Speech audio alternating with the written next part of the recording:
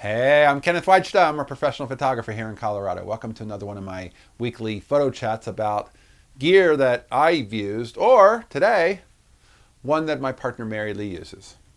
So I got this for her. This is a Nikon FG.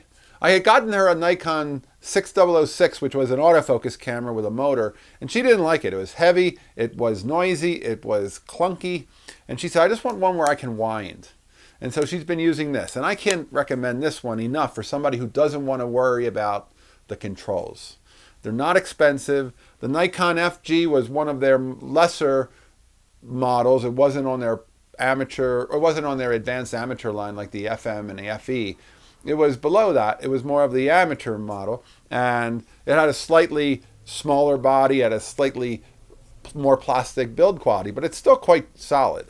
And the beauty of it, it has a P mode.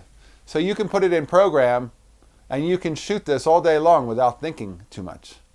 And that's what she likes because she doesn't remember the settings. She doesn't remember. I had gotten her a K1000 with brown leather that she loved the look of. But she would go inside of stores at a 500th of a second at f/16 and pictures wouldn't come out because she wouldn't remember to open the aperture. This camera will remember for you. This camera has exposure compensation if you want to use it in program mode. This camera has full program. I always tell her, make sure that lens is on the smallest aperture, f/16, and that's on P, and that's all you got to do is focus and shoot.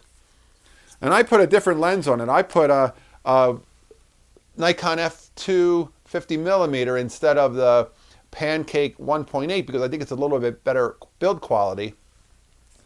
You don't have to get the Pancake Series E lens. You can get one that's a little bit bigger. The one with the Series E only has a single rubber focus ring, whereas I like the double focus ring on that one. So I put a 50 f2 on this for her, and that's a great combination of not too heavy. The 51.4 is a little bit heavier.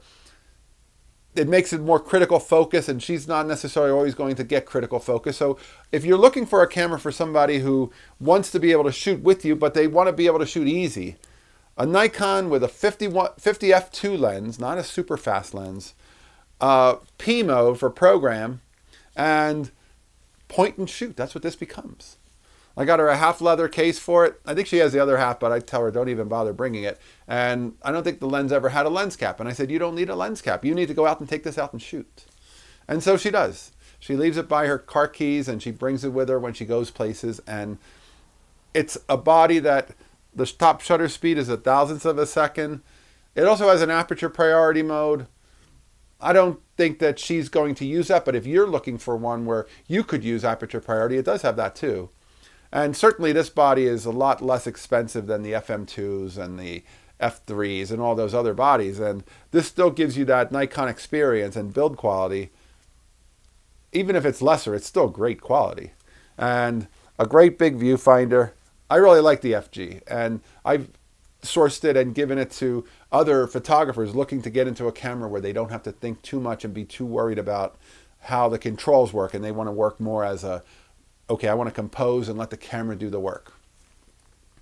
This camera will do the work. All right, that's today's photography talk, the Nikon FG. If you're enjoying these, hit the subscribe button.